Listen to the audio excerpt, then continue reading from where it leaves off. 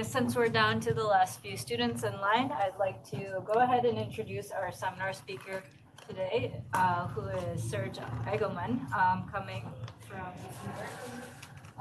So I guess you're not, is that professor? No, just doctor. Yeah. So Dr. Egelman leads the Berkley Laboratory for Usable and Experimental Security. He's also the co-founder and chief scientist at AppCensus, which is a startup that you founded based on your work in privacy. So a lot of Dr. Egelman's work is in kind of the scale of privacy issues and mobile apps. And that's what he'll be discussing with us today, and kind of how the prevalence of code reuse in mobile apps kind of leads to these problems at scale. I'd also like to note that Dr. Egelman is receiving the Scilab Distinguished Alumni Award, so maybe we can just do a quick round of applause there. Thank you. The official ceremony is tomorrow, but congratulations, I think it's really well deserved, and we're really happy to have you back on campus. Thanks for the introduction. I graduated from what's now S3D in 2009, so it's cool to be back here. A lot has changed. So this talk, I'm actually giving a different talk tomorrow as part of the Scilab Partners Conference on more recent work on data brokers that I've been doing. And so I wanted to do something different for this, but this is actually a variant. I gave a variant of this a year ago at the Scilab seminar. So if you were there, you can fall asleep now. You're welcome to. Anyway, this is sort of an anthology talk of about 15 years of mobile privacy work that I've been doing at Berkeley. So when I started there in around 2010, 2011, people were just starting to look at mobile privacy. The iPhone was starting to get big. And so the research in that area focused on one thing. In the beginning, there was the word, and the word was permissions. Everyone was interested in looking at these permissions on Android. So this is a screenshot of, I think, probably Android 3 or 4, which was like 15 years ago. And these permissions were shown at install time. So the user would pick an app from the Play Store, you click the install button, and then before the app actually installs, it shows this interstitial message that says if you install the app, it's going to have access to these capabilities. And that's how they did permissions at the time. There were legit questions about, do users understand these? Do they notice them? Do they factor them into the privacy decision making? So we did an early study on this that we published in 2012. Which we did in two parts. First, we had an online survey where we showed real Android users that we recruited through in-app advertisements. We showed them screenshots of the different permission dialogues, and we just asked them if an app asked for this, what would that allow the app to do? To try and see if they understand the different threat models that the different permissions might enable. And then we did a laboratory experiment where we had people come in, again, existing Android users. We gave them scenarios where they would need to find an app of their choosing from the Play Store and install it on their phone to complete the scenario. And really, this was just to see whether or not they would stop during the process at any point to look at the permission dialogues and whether they factor them into their decision making. And of course, the conclusion was somewhat predictable. People don't really notice these. When they do notice them and read them, they have a hard time understanding what exactly they would enable. And so things improved. So from those install time dialogues, both platforms, so iOS was not doing that, but iOS was doing these runtime ones where for a very limited number of permissions, in the moment, the user gets prompted when the app tries to access that data type. And so Android sort of switched to that model as well, and also for a limited set of permissions, things like address book contacts, microphone, camera, that sort of thing, things that users are likely to find really serious. But the problem is, like a lot of privacy disclosures, these don't really say what the data is going to be used for. It says this app is requesting access to this data type, and that's not really enough information for really anyone to make an informed decision about how they feel about that. And this leads to, a common question that I get asked, which is, how do I identify apps that have good privacy practices? And, the answer I give to them is, it's simple. Just do what we do, instrument the permission protected APIs, disassemble app binaries, and then perform deep packet inspection. Obviously that's a joke, but what I'm going to talk about today is really that's the only way of really understanding what's happening with the data, and that's basically what we've been doing for the last 15 years. And instead, what users have is notice and consent. And basically, what that means is reading privacy policies. So let's take a look at that. So say we want to download a popular app from the Play Store. One, we have to know to expand this developer contact menu that's to the right, that's not expanded by default, because that's where the privacy policy is. I don't know why you would think that, developer contact is what leads to that, but that's where it is. And if the user clicks that, they can read the privacy policy, and read it they will. This has several thousand words. And this isn't really new. So, my advisor and one of her other students, Alicia McDonald, who probably some of you might know, she might even be here. I don't know who's on remotely. She said she might join. But anyway, shout out to Alicia. They did this study back in 2008 where they looked at the average, number of words in the privacy policies that correspond to the websites that people actually visit, and basically estimated that this would take 200 hours a year of reading privacy policies for people to actually make informed decisions. This was in 2008. A lot of time has passed. There are a lot more digital services out there. It is highly likely that this has gone up significantly in the interim almost 20 years now. But also, this doesn't really answer an important question that people want to know about, which is what happened, what about third parties? Who are the other entities receiving my data? So, app privacy policies will say, data will be shared with various third parties, and that's ostensibly so that people can then find the privacy policies of those third parties to read them as well. But let's look at how that happens. So here, this is that same privacy policy from TikTok. It shows some of them, and you see there are categories. And the reason why it lists categories is because that's really the only legal requirement in most places. So under GDPR, under CCPA, it doesn't actually require that the privacy policy states the third-party entities, just the types of entities. And so because of that, if they don't name the third parties who they're sending data to, there's no real way of connecting from 1 to 2 here. You can't figure out, what the third parties are, where they post, and so that you can find the privacy policies associated with them. Unless, of course, you decompile the app or inspect network traffic or have subpoena power.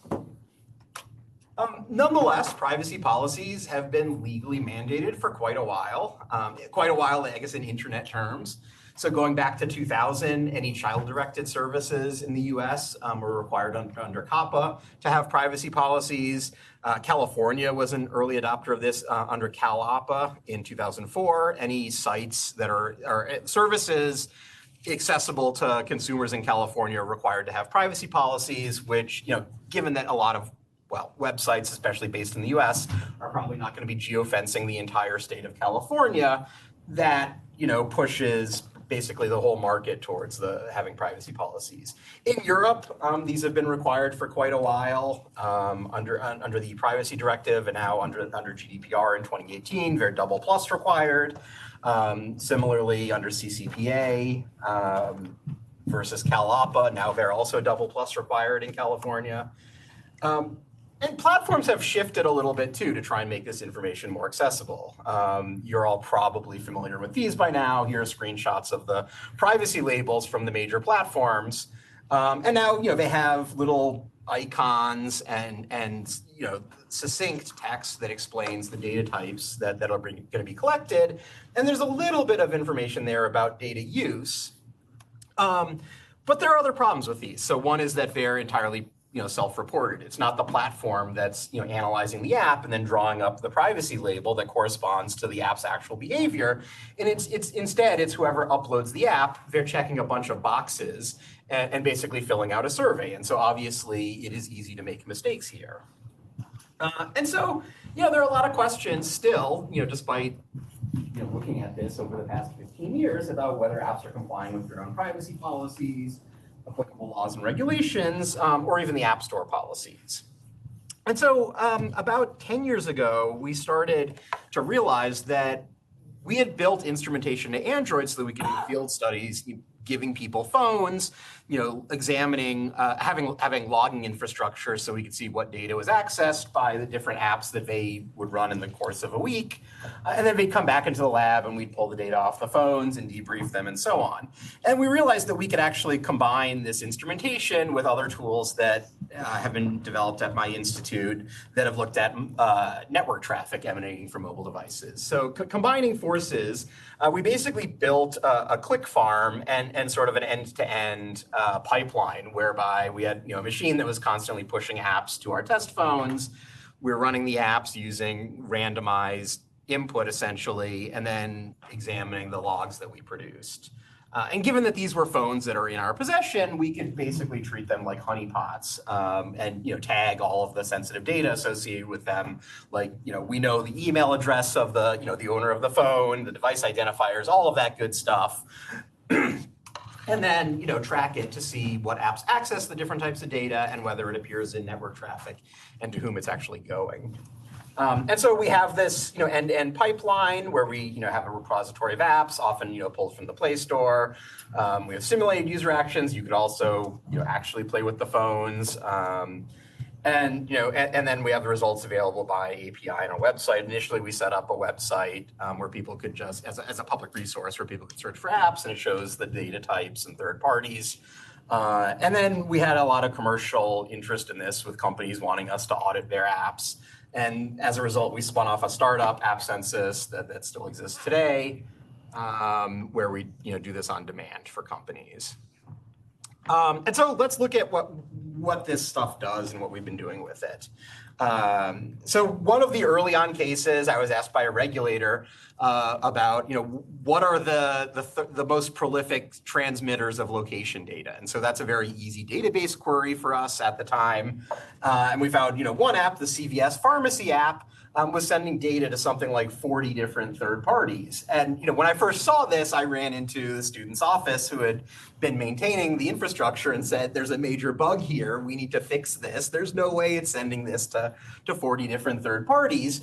But then when we started looking into the actual traffic that was getting sent and why it was getting flagged as having location data, sure enough, it was real. So here, this is from, it's an HTTP request. And you can see in the user agent string here, there are latitude and longitude coordinates. You might wonder why the hell those are there. Everyone here know what the user agent string does? Yeah, I don't need to explain this. It seems what was happening is the whole app was built as, it's a hybrid app where it's essentially a series of web views that are just downloading content from, the CVS website. And so it's sort of like, it's a web browser that only views one site. And some genius, there were apparently a bunch of contractors that built this app. Some genius decided to put location coordinates into the user agent string. And as a result of that, every request for third-party data that the browser makes is going to be receiving the location coordinates. So here, the web page had an ad from Twitter ads on there, and just in loading that ad, of course, it's going to pass the user agent string, and therefore Twitter now is another recipient of the location data. When we found this, I spent an hour or so on LinkedIn, and then, first on the CVS website, trying to find the corporate website, and then LinkedIn, trying to find a security contact to report this to. And after, giving them an hour of free time, I gave up and contacted customer service, who helpfully responded that, oh, no, we don't collect any location data. And so, as not having any other, choice, we then decided to set up a blog and point journalists at it.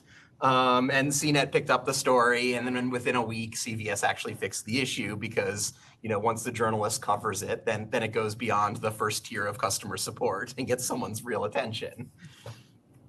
And so the case here is that, and this is sort of a pattern that you will see throughout all of this, is that developers are often unaware of their app's privacy issues. So this came about because, there are a whole bunch of different contractors with very little oversight. And so it's likely that no one at CVS understood why any of this was happening.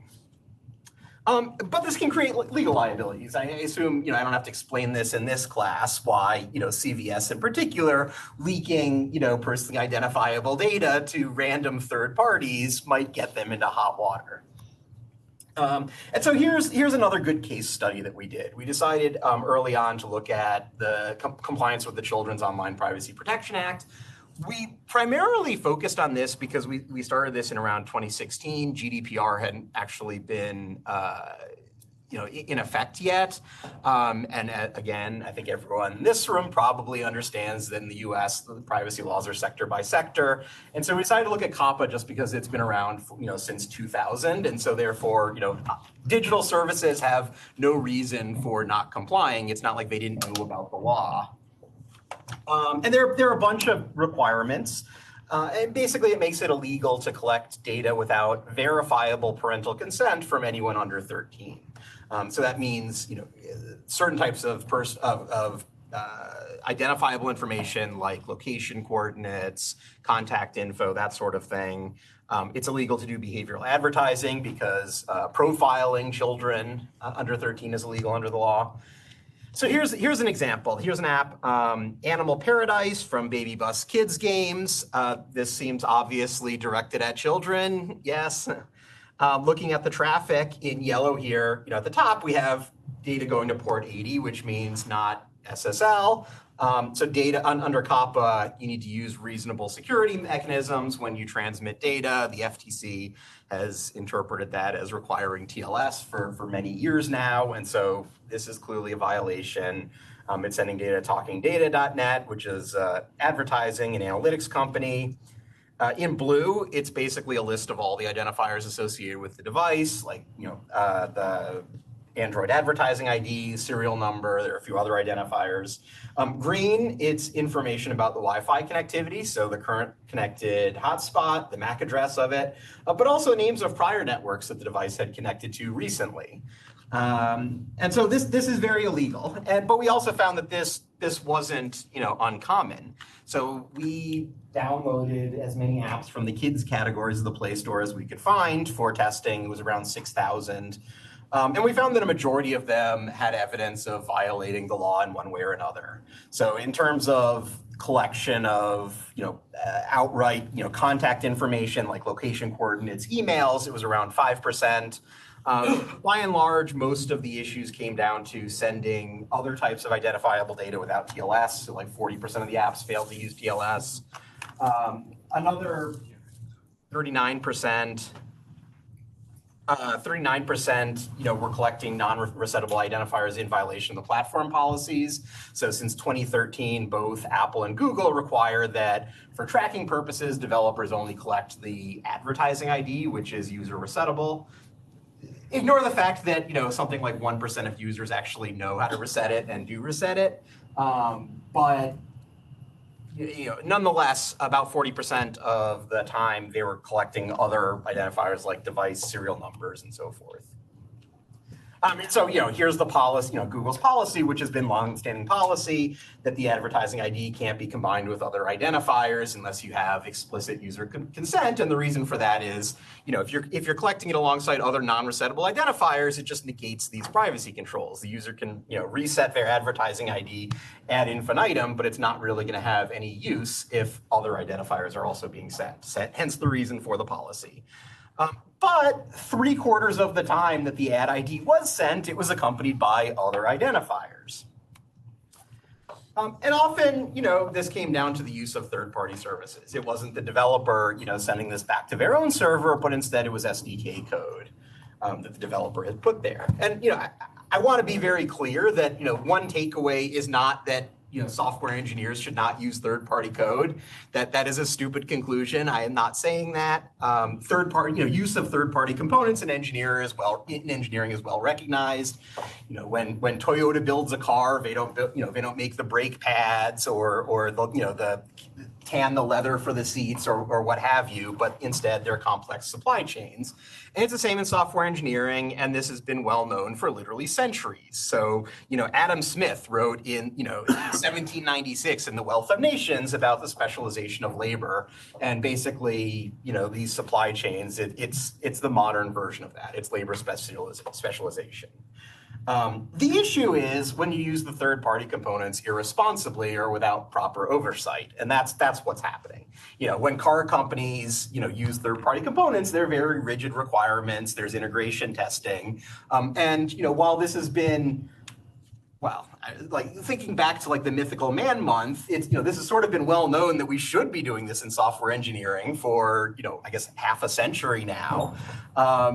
It's not clear that many large organizations are actually doing that. Move fast and break things seems somewhat antithetical to Brooks's vision.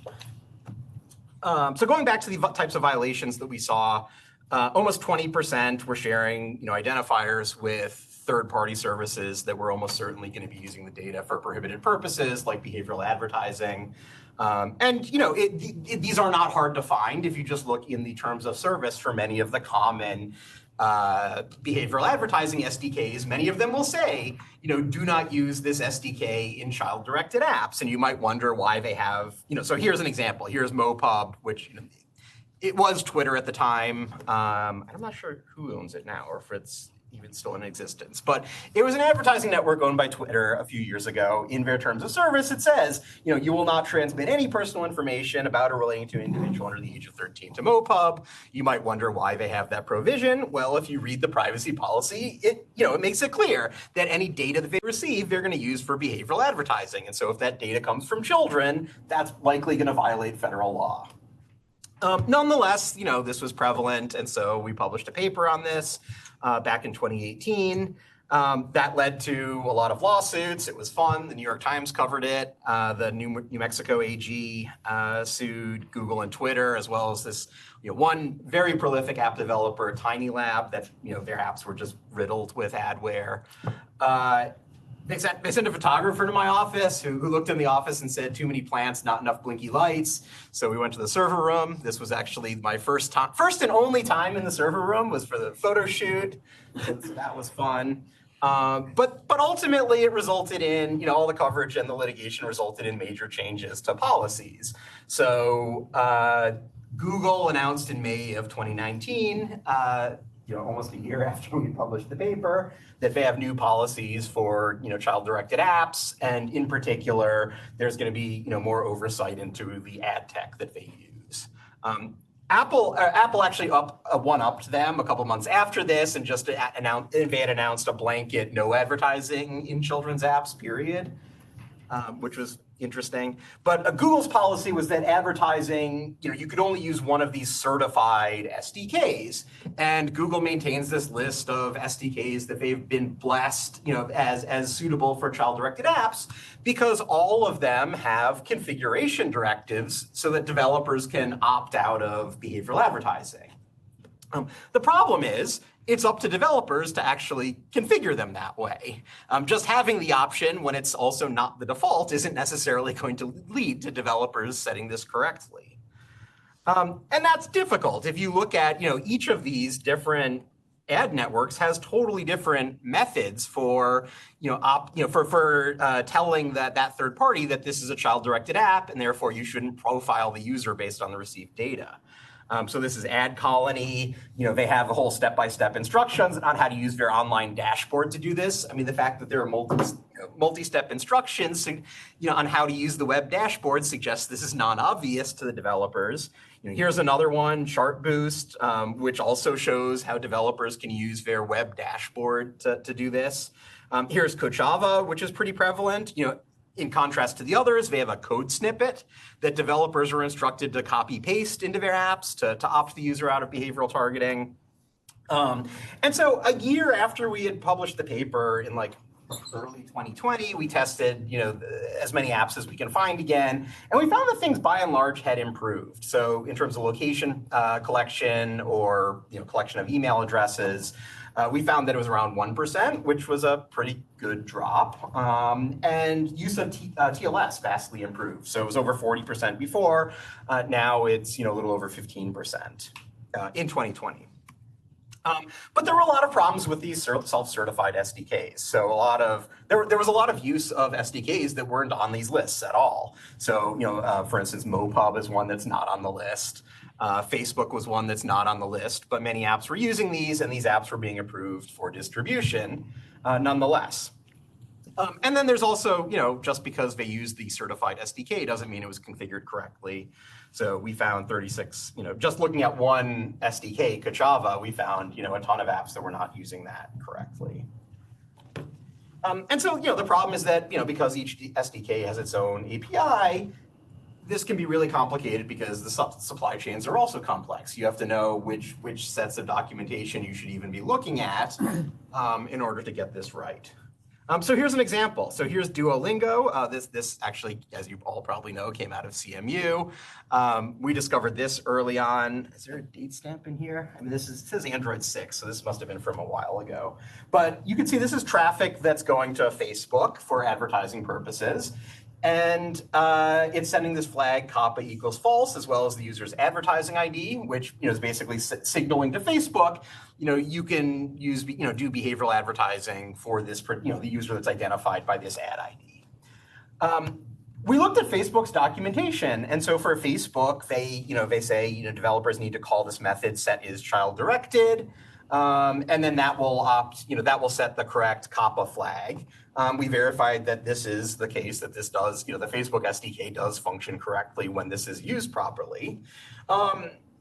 And we did some binary archaeology on the app to see whether or not it actually has the code, whether it's calling this function. And sure enough, it does. We see in the disassembly here that it is calling the set is child directed function where we'd expect to see it. But there's a little tip off here in that you can see up a couple lines above that it's calling another SDK, Google's ad SDK. And so, does everyone know what ad mediation is? So, as an app developer, you might, put a single ad network into your app, you use their SDK. Or you might use a mediation SDK and optimize the revenue you get. And a mediation SDK contacts multiple ad networks. So you open accounts with multiple ad networks, then the mediation SDK, figures out which requests to load from, which networks in order to monetize, to maximize the, the monetization of your app. So one popular one is AdMob, which is Google's advertising and mediation SDK. AdMob also has functions to enable child-directed treatment. So here, in their documentation for AdMob, and design for families means that's the section of the Play Store at the time for child-directed apps. It says, any app, basically any app in that category needs to call this function, tag for child-directed treatment. So, AdMob appears to be, support this functionality. Facebook supports the functionality, and Facebook's function seems to be called in some part of the code. So what's happening?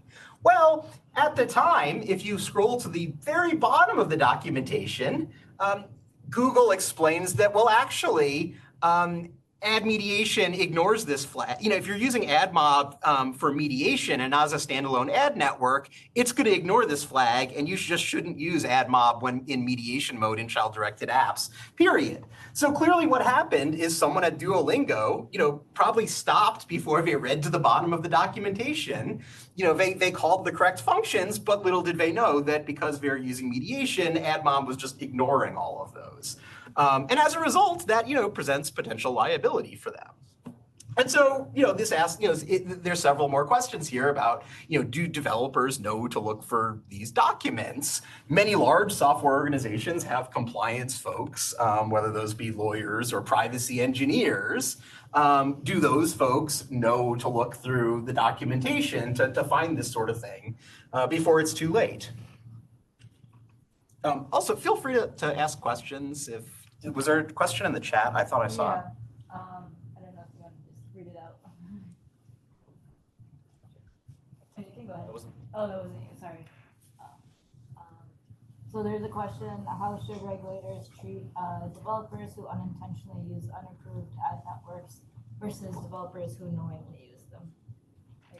Should there be this distinction from a regulatory? I would argue. Well, maybe in terms of the penalty. but I don't think it's a get out of jail free card. I mean, it comes down to responsible engineering, right? Like, like going with the car analogy, if, I'm not a trained mechanical engineer, so I didn't know that those brake pads were going to fail on that size vehicle. I don't think that should, release someone from liability.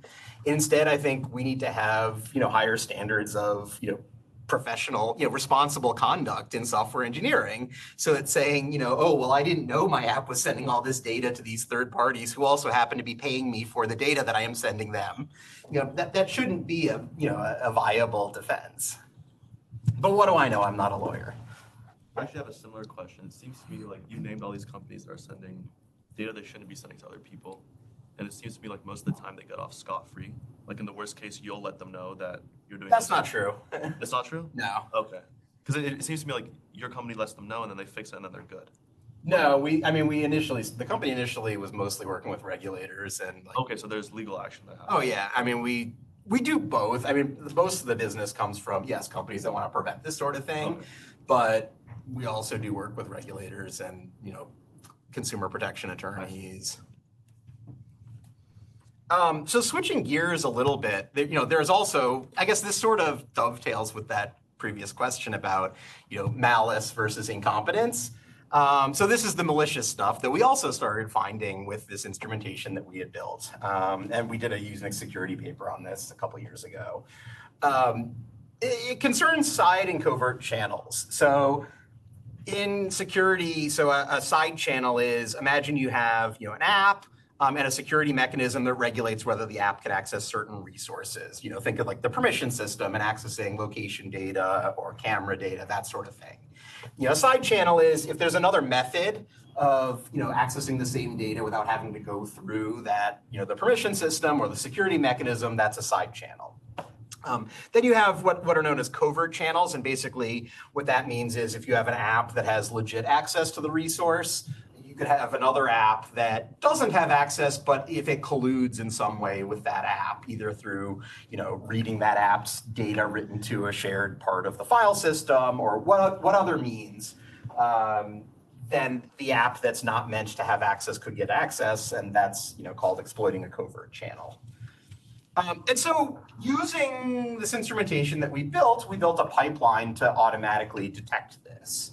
Let me show you how this works. So imagine you have two different sets here. On the left, you have apps that don't have location permissions, right? And on the right, there's a set of apps that transmit location data. I think it's, a reasonable person would assume these sets are disjoint. Yeah. That was in fact not the case, and that's how we started to discover this, which was we observed over 1,000 apps transmitting location data without location coordinates, and by and large, this was due to exploiting covert and side channels. So here's an example of one on the Linux file system. Proc is a virtual file system that shows system information. So hardware information as well as information that the OS puts there about drivers and stuff like that. For instance, in ProcNet ARP, that's the ARP table, which lists the MAC addresses of your upstream routers. For a normal user, this is world readable, but the upstream router is, there are public databases that map, public Wi-Fi hotspots, not even public ones, but, Wi-Fi hotspots are constantly broadcasting their MAC address. There are public databases that map those to physical locations. And, if you're connected to one, you're probably within a couple hundred feet of the base station. The base station is unlikely to move over time. And so therefore, this is a pretty accurate way of getting access to location data. And in fact, there are Android APIs to request location data based on the Wi-Fi hotspot, and those are protected by the location permission. But, an app could read ProcNet ARP instead. And so that's what we observed happening. So here, in an app, this is the OpenX SDK that's being called. There are two permissions that it needs to get, location data. There's access Wi-Fi state, as well as then the location permission. And so you can see what's happening here is it's calling this function is permission granted on access Wi-Fi state, and that allows the OpenX SDK to see whether the host application has been granted this permission. If the answer is no, it has not, it jumps to this line and calls this function get device MAC addresses from ARP. Do you want to guess what that function does? It opens a file handle to the proc file system. So after the app has been denied the permission, the app just grabs this from the proc file system and gets the same data another way. And we found lots of apps doing this. We found several different SDKs that were all exploiting this side channel. This corresponds to potentially billions of devices. After we reported this, so here's consequences. So OpenX, they were doing this because it was in a bunch of children apps. They got hit with COPPA enforcement because it was not just location data they were collecting illicitly. It was illicit, it was location data from children's apps. Several others, once the media picked up on it. So Huck, HUQ was another one we reported, Xmode as well. So once these became news stories, both the Play Store and the Apple App Store kicked all of the apps they could find with these SDKs out of those stores. So any questions?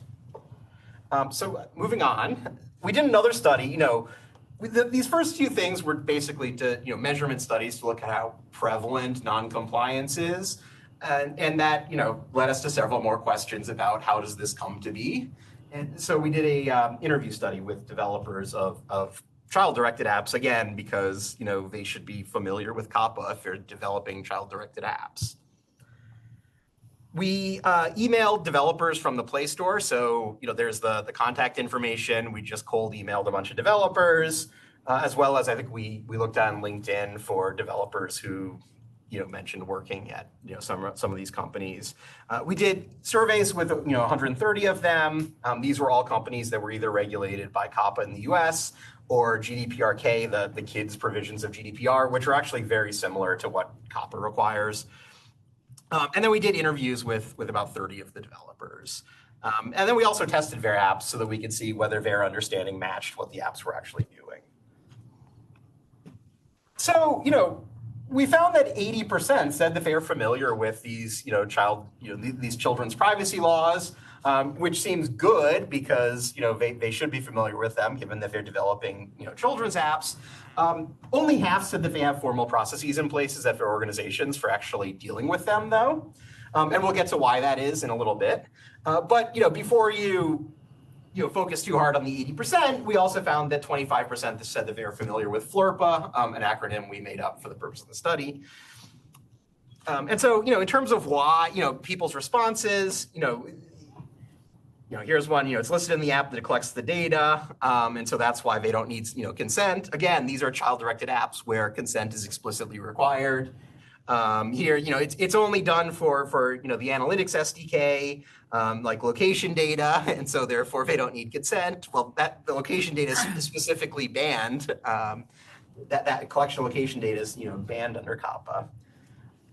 And then this was a very common response that, the reason why they don't have their own processes in place for dealing with privacy compliance is because they assume the Play Store is doing it for them.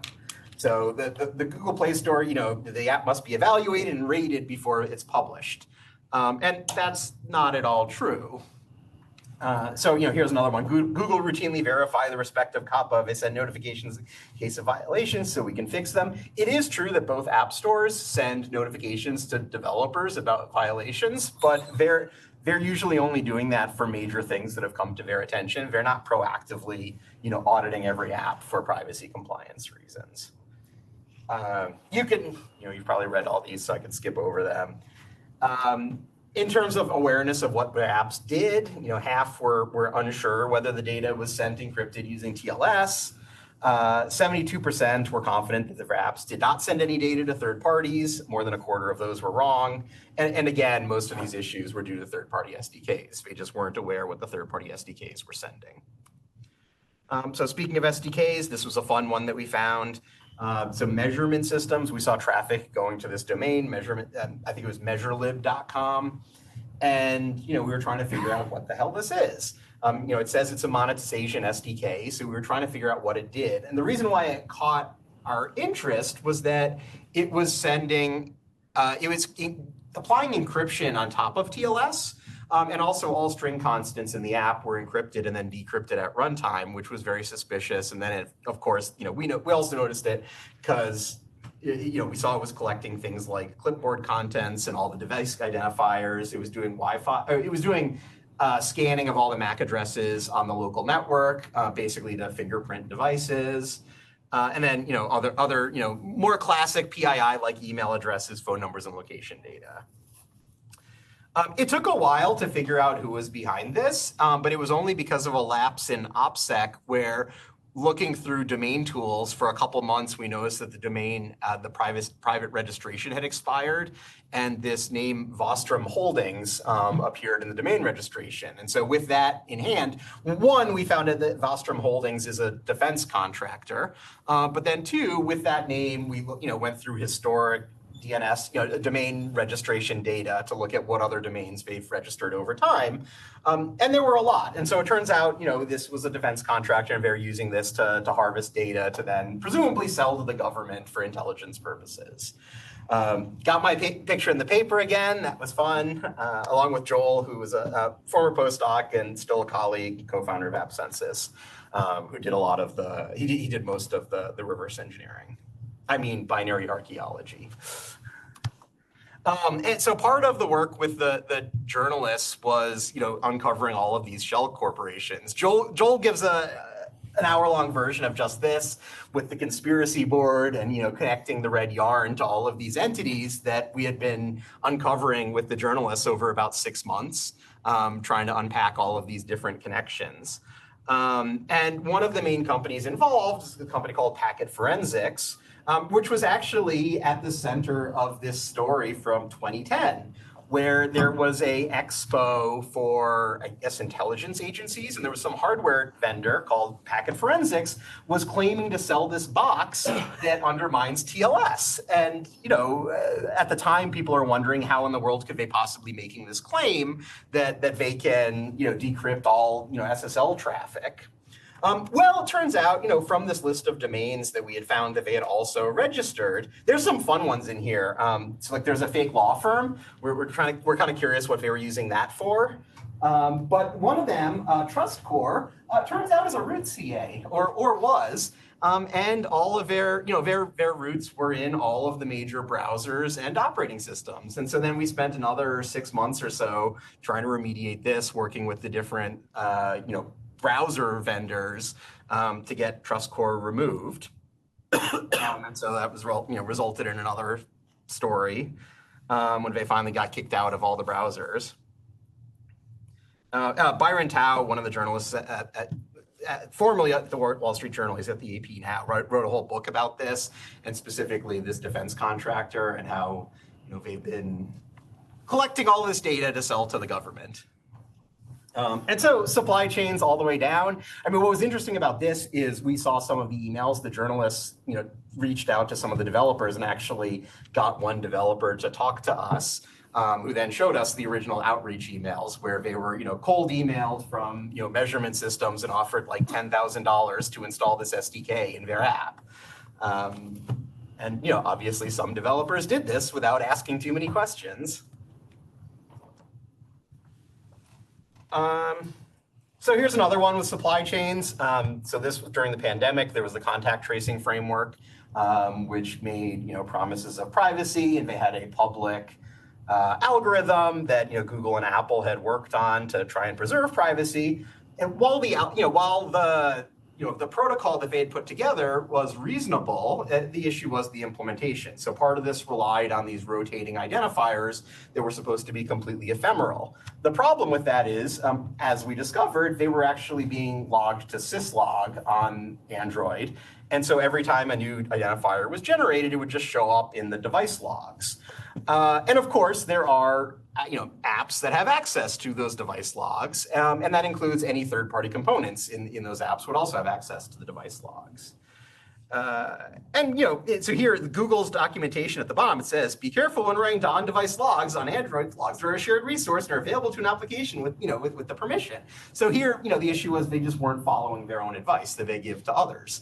And as a result, that undermined privacy because, we ended up writing a whole paper on this to look at what other sensitive information shows up in device logs.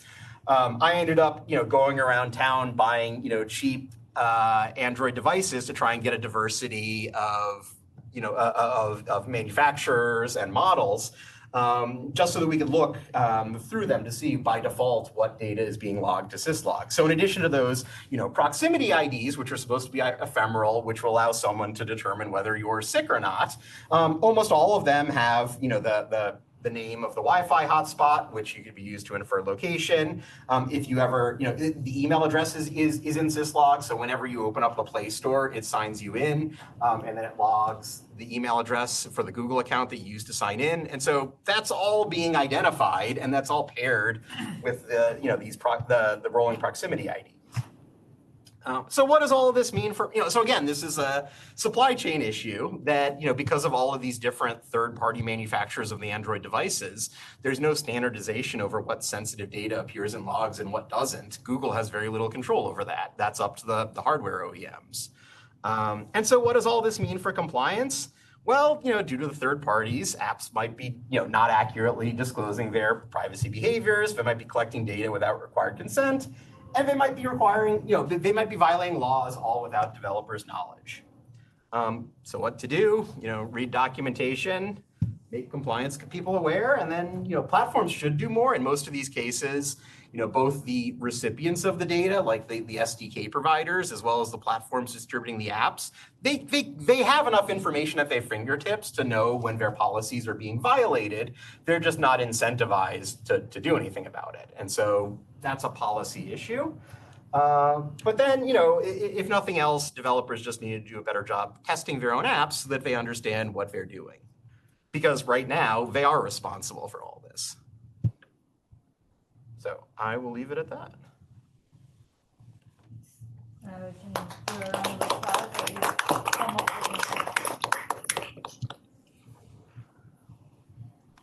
So Apple mandated that iOS apps should give an option to the user where they can opt out of tracking, where they can say, ask app not to track.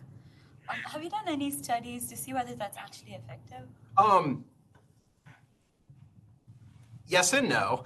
We haven't done the study on iOS to specifically look at that issue, but broadly speaking, there's been a big shift to try and capture other identifiers, specifically in response to Apple doing that. So a combination of Apple doing that and then Google announcing a few years ago and then retracting, eliminating third-party cookies, there's been this huge shift to using hashed email addresses as this new global identifier.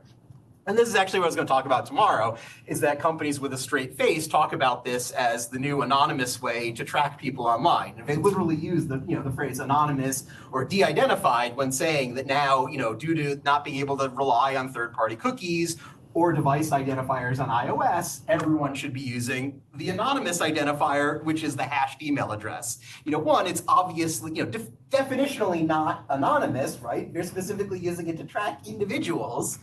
And so, from looking at that on the web, I suspect that's what's happening on iOS devices now.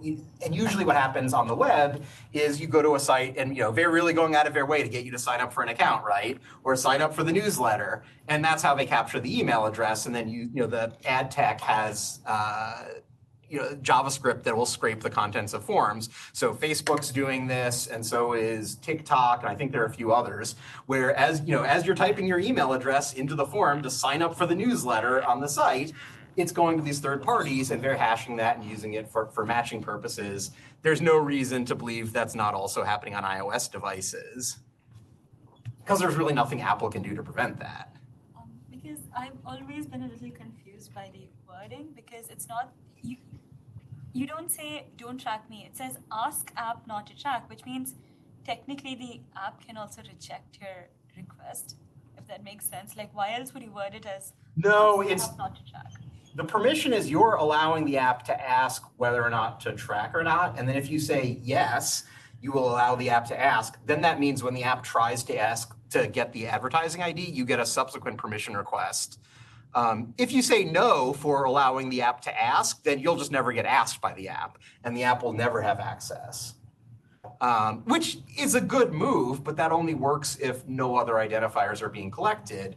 And there's little reason to believe that that's the case.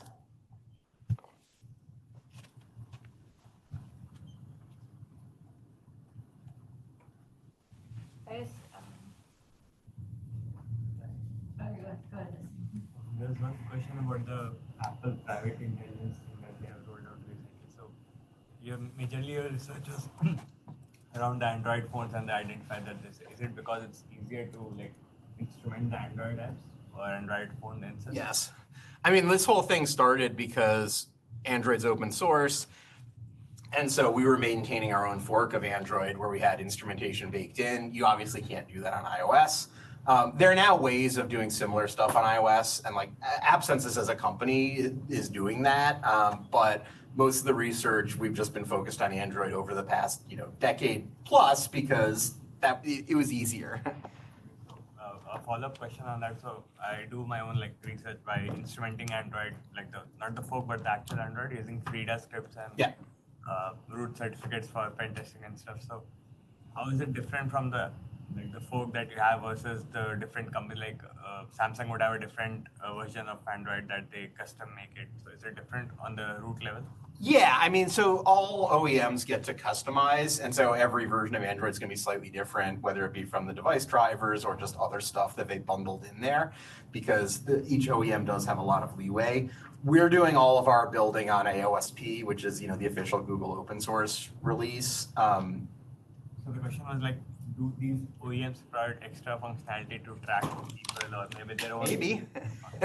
You don't have any research on that? I haven't personally looked at that. I would be surprised if no one has. I suspect others have looked at Because that. a lot of these like third-party companies like Xiaomi, Samsung, they have a lot of root apps that they ship with. Oh, absolutely. I mean, so like when the COVID thing, I spent a long time talking to Samsung about this because Samsung, we saw they send device logs to their servers, and their terms of service says that they do that. So they disclose that if you have a Samsung phone, as part of the EULA that you click through, it says that they're going to collect logs for debugging or security purposes. And we also tested it, in the traffic analyzer, and we could see logs going to Samsung. And so then when I talked to like the VP of security and explained that, you're receiving health data from, millions of Android users, you need to start deleting this because, this is basically a data breach. They just kept responding, oh no, we don't collect logs at all. And I'm like, come again? Your terms of service, the privacy policy says you collect the logs. Here's a traffic capture of you collecting the logs. You collect the logs. And they just kept repeating that over and over again. And finally, we just threw up our hands. So yeah, I mean, sure, there's a lot of that. I'm sure different manufacturers are collecting all sorts of different things. Yeah. No, you were at first and then. No. Okay. So there are a lot of open source Android operating systems which claim to be very private and secure, like Graphene OS or Lineage OS. So if there are so many identifiers related to the apps which are being sent to the companies, then what's the point of having a private open source operating system like Graphene OS or anything? That's a good question. I don't have an answer to that. I mean, yeah, a lot of this is due to the app ecosystem, and it's not clear how much you can do just at the device level there without, taking away a lot of functionality, and that's why I think it's sort of a policy thing, and that's why, better vetting by app stores is really the way forward. So my first question is, like, you mentioned third-party SDKs are like sort of the primary reason why a lot of developers don't read the proper documentation or something. So, like, is there any effort from the open source community or the community to just certify new SDKs, or just an independent approval or a disapproval? Like, most the AI products, like, they have some benchmarks that are public, so should we also go in that direction for that? It's not that certainly with like the measurement systems issue, like, yeah, that might have, but like, I don't think that that was never posted public. The binary was never posted publicly anywhere. You're only going to find the SDK if they approached you or you reverse engineered one of the apps that it was in. So I think just vetting of the SDKs like that isn't necessarily going to work, because more of the issue is incompetence and not malice, where you have an SDK that by itself might be legit and not malicious, but it's due to the developer not using it correctly that they cause privacy issues for their users. And that's not going to be solved by someone, by an open source community vetting the SDK again. There was a comment from Alicia in the chat. Great talk. Hash GUIDs were strict case presented as anonymous during kind of the DNT discussion. PII is even more bold. What's old is new again, apparently. Yep. Yeah. No, and I'm going to be talking about this tomorrow. I mean, I have a whole talk around it about the misuse of anonymous and de-identified data. And basically it's sort of the go-to, whenever companies get sued for this, that's the go-to defense in court, even though in most cases their websites directly rebut those arguments. Yeah. There's another question on chat. Do you think requiring independent third-party audits for SDKs would be more effective than the current self-certification model, or would that create new barriers for smaller companies? I think that was the same question, basically. I mean, the issue isn't the SDKs, it's the use of them by the app developers. And so I don't think that's going to catch anything, really. Yeah. I mean, I think also obviously the Apple and Google are very reluctant to do more vetting. So I think that makes another obstacle there. No, I mean, that's the whole thing. It's a matter of incentives. Yeah. It's app develop, right now, under the current legal regime, app developers are ultimately responsible. The platforms aren't really, and so why would the platforms spend money on vetting and potentially piss off developers when they don't need to? And that's why this is a policy problem, and incentives need to be shifted.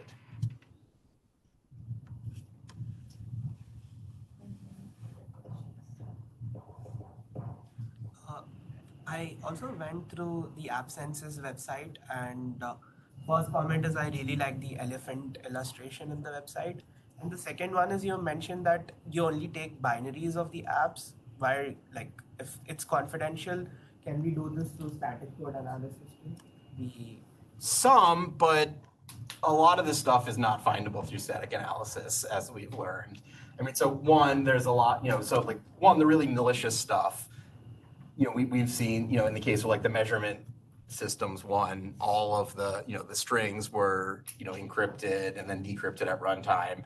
We've also seen many apps that will download, binary, more additional, DEX objects from a server and run those. And you're not going to catch that with static analysis either. There's also, I mean, we've found it's way more effective, running the apps to just see what happens.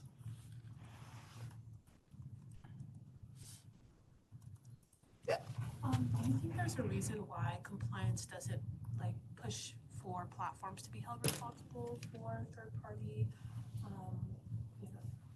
sharing? Who would be pushing for that? I mean, certainly not the platforms. I think in most cases, the app developers, they don't really understand this stuff and they don't know that they're responsible. And so if they don't understand the issues, they're certainly not, aware enough to be pushing for that. I think that's why it's sort of, policymakers need to be pushed to shift the incentives. How trustworthy are certificates like ISO 27001 or SOC 2? I would ignore most of those. No, I mean, in practice and also from, consulting on lawsuits where, the companies get in trouble for data breaches or whatnot, it's usually the go-to move to point to, oh, we're SOC 2 certified though, or ISO 27001. And often those, they'll say that they had an audit, but those audits are entirely paper-based where, the auditor asked for their corporate policies and the CISO gives them the documents and then they sign on the dotted line that these are accurate and no other checking is actually done. And so I've seen many cases where they have great policies on paper that were audited, but at no point did anyone actually check whether those policies were actually being followed in practice. And that's usually where a lot of problems come up. And so usually, I usually view the certification. As a result of that, I view most of those certifications with a lot of skepticism. That kind of leads to my question. I mean, obviously, AppCensus is doing great work. Do you see Thanks. kind of space for tools or maybe consulting firms or other types of entities to perform or to fill in some of the gaps that kind of exist between? Yeah, I mean, we did it. I think there's certainly, it's not a crowded space right now. No one, there are very few others that are doing this sort of thing. So if you could point to one or two things, what do you think would be beneficial for like a new startup idea? Not to steal. I hadn't actually thought about that. But yeah, clearly there's a gap that exists. Yeah. I think in most cases though, like technology to do this is there. What's missing is motivation. So most of the companies don't understand why they should be doing this or don't want to spend the money on it.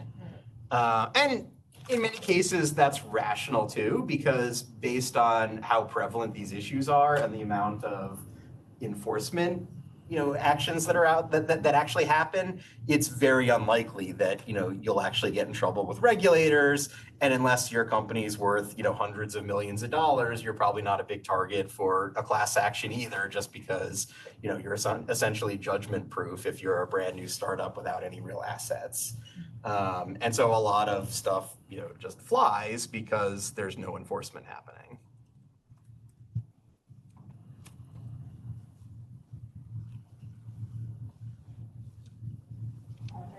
Well, I guess we can leave things there. Thank you again for. On that happy note.